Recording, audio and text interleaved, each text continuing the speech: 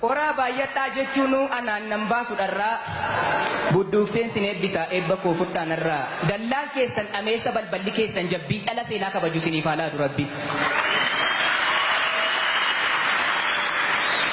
Maa inni amilee hoqqataa akkasii ani hin barbaadu fira kan harka ergifatee dhufe meerree sin keessa jira ankoomii koo sin dhoksu baasee sinitti madha mee harka shab godhaate amileen na simadha.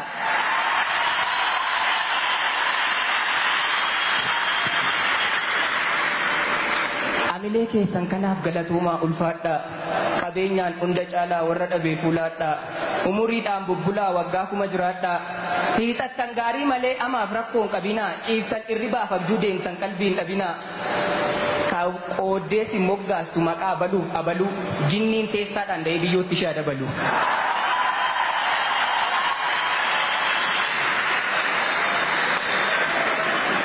Wanti amaa sinitti yaaddu wanta akka xannee moortu cittoo kuntaalaan baattee Finfinnee keessaa joortu.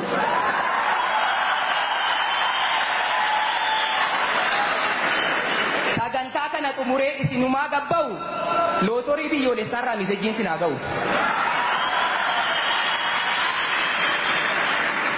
Warra immoo yakkaa keessan malee quba sinitti qabu buna dhuguuf dhaqanii isaanumaa gattaa'u jabanaan jalaa cabu.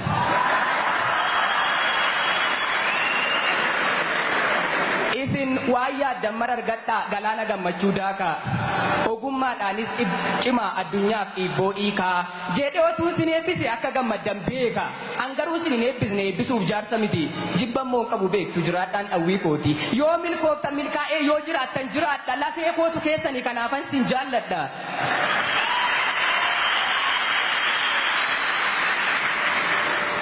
Oromoo koo lammii koo warra hin qabne seenaa duufaa gaafan sin bira oolu otuun buddeena nyaatiin foolii keessanii quufaa.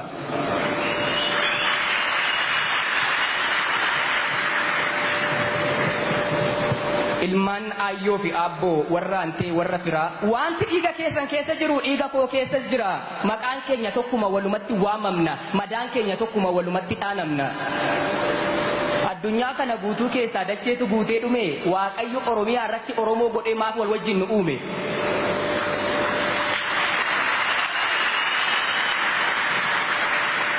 Awurooppaatti nu nuumu biyya duun qaroominaa bonaaf ganna ba'utti biyya rifeensiif jireenyi keenya hunduu nuuf luucha'utti.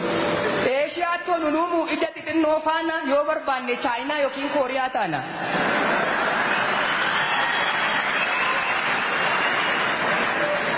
Ameerikaatto nunuumu biyya keekiif doolaarii biyya rakkataaf kennitu diivii fi iskoolaarii biyya huccuun rakasaa biyya makiinaa gaarii biyya tiraampiin bultu filuu diddee ilaarii.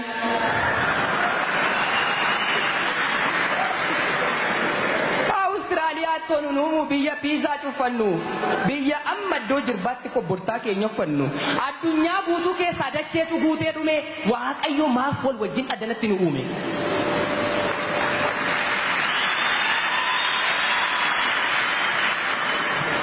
Afaan tokko dubbannee kaayyoo tokkoof jiraannee akka waliif taanuufi tola waliif ooluudhaan wal qarree wal tumsinee ifatti akka baanuufi galmi keenya tokkicha deemnus karaa 20 lammiin immoo lammii isaaf tola ooluun dirqama.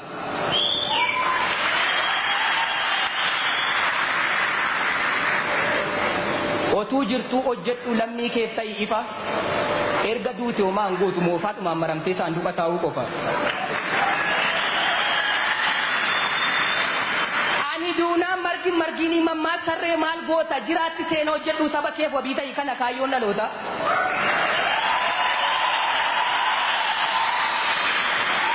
Lammii keef yaaduu feenaa yaaduudha yeroo kamuu gaafuma buna gurguratte rakkata arbaa taffeeruun tololtummaan jedhamu. Namaaf fatfatoo laattee gaafa ayyaana masqalaa tola ooleera jettee reediyoof gaazexaatiin hin odeessiin galgala.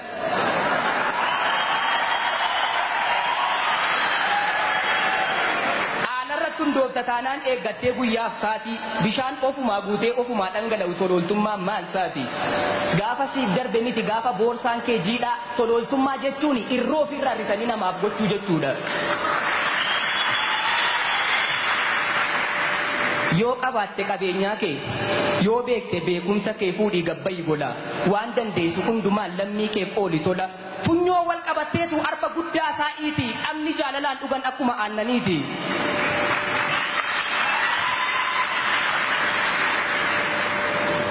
Otoo fittummaa tuultuu an qajeelaadha jettee hin odeessii yatiru waliif birmachuu caalaa qajeelummaan hin jiru. Otuu akka irraa kana aadaaf duudhaan manca'ee jireenyin ta'iin burree kan kooti keeti jechuun Oromoo keessan turre. Waaqayyo callaa galche diinqa nagarii keessatti ol dabarsee kuufata. Gaagura tufaanii dheegulummaatu buufata.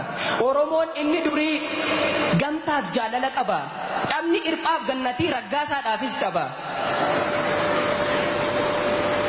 Ofittummaadhaan gogee harkin dacha'u akkokko manni yoo gargar ta'e iyyuu kaayyoof jireenyi tokko. Oromoon inni durii Oromoon inni qaata ofii isaa gabuu buleeyyuu waliif sukkuumee laata. Otuun harka dhiqatee manaa buddeena nyaatu yoo namni diidaa dhufe gabatee qalam godhee gara diinqaatti hin kaatu.